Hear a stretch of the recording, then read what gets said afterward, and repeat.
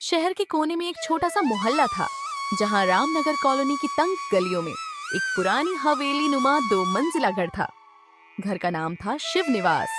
बाहर से देखने में बड़ा लगता था, लेकिन अंदर से खाली खाली सा। इसी घर में रहती थी शारदा देवी। उम्र करीब 58 साल, कद छोटा, चेहरा सख्त, आंखें तेज और जीभ और भी तेज। लोग उन्हें कंजूस शारदा कहते थे पीठ पीछे। सामने कहने की हिम्मत किसी में नहीं थी। शारदा का इकलौता बेटा राहुल 32 साल का था, सरकारी बैंक में क्लर्क, अच्छी तनख्वाह, लेकिन माँ के सामने उसकी बोलती बंद। राहुल ने 2 साल पहले प्रिया से शादी की थी। प्रिया पढ़ी लिखी, नौकरी करने वाली, स्मार्ट, हंसमुख लड़की, लेकिन शादी के बाद से ही उसकी जिंदगी एक अलग मोड़ पर आ गई थी। शादी के अगले दिन ही प्रिया को समझ आ गया था कि सास बहुत कंजूस है। सुबह सुबह प्रिया किचन में गई तो शारदा ने चाय के लिए पानी गर्म किया ही नहीं था। पूछा, अरे बहू, चाय तो बनाओ। प्रिया ने मुस्कुरा कर कहा, जी मां जी, अभी बनाती हूँ। शारदा ने एक नजर ऊपर से नीचे तक देखा और बोली, दूध आधा कप ही डालना, पूरा कप मत बनाना। 1 चम्मच चीनी काफी है। और हाँ, बर्तन धोने के लिए साबुन की जगह नीम की टहनी इस्तेमाल कर लिया करो, साबुन महंगा है। शारदा की कंजूसी बढ़ती गई। बिजली का बल्ब 40 वॉट का भी इस्तेमाल नहीं होता था। शाम 7 बजे के बाद सिर्फ एक 5 वॉट का एलईडी बल्ब जलता था।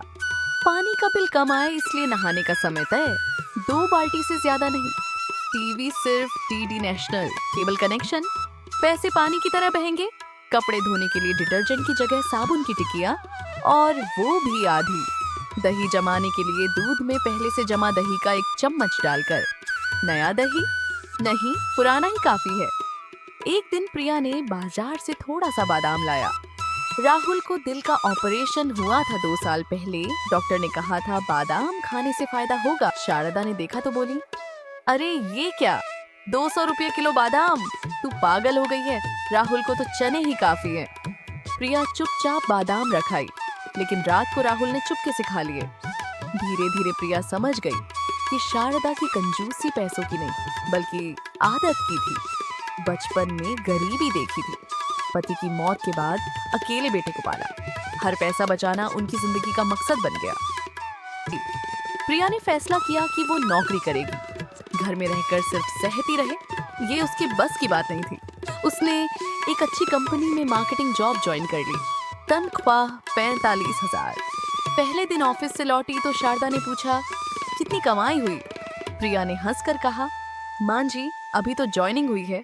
शारदा बोली, तो फिर घर का खर्चा तो तू देगी ना, राहुल की सारी सैलरी तो मेरे पास आती है। प्रिया ने कहा, जी, मैं भी घर चलाने में मदद करूंगी। अगले महीने प्रिया ने अपनी सैलरी का आधा हिस्सा शारदा को दे दिया। शारदा ने लिया, लेकिन चेहरा देखकर लग रहा था जैसे कोई बोझ उठा लिया हो। धीरे धीरे प्रिया ने घर में बदलाव लाना शुरू किया। फ्रिज में थोड़ा अच्छा खाना रखना शुरू किया। बच्चों के लिए भविष्य में कपड़े, खिलौने खरीदने लगी। राहुल के लिए अच्छे शर्ट पैंट। शारदा चुप रहती, लेकिन मन ही मन जलती। राहुल की मौसी ने देखा घर में कुछ बदलाव, बोली, अरे वाह, अब तो घर अच्छा लग रहा है, प्रिया ने तो रौनक ला दी। शारदा का गुस्सा फूट पड़ा, रौनक, ये बहू ने तो मेरे घर को खराब कर दिया है। पहले हम 3 लोग 5,000 रुपये में महीना चला लेते थे, अब ये 50 से 50,000 कमाकर भी रोना रोती है। प्रिया बाहर से आई और सब सुन लिया। उसका सब्र टूट गया। मां जी, मैंने कभी आपसे कुछ मांगा नहीं, मैंने अपनी कमाई से घर संवारा है, लेकिन आपकी कंजूसी ने इस घर की खुशियां छीन ली हैं। पैसा बचाना अच्छी बात है, लेकिन इंसानियत भी तो बचानी चाहिए। शारदा चिल्लाई, तुम मुझे सिखाएगी?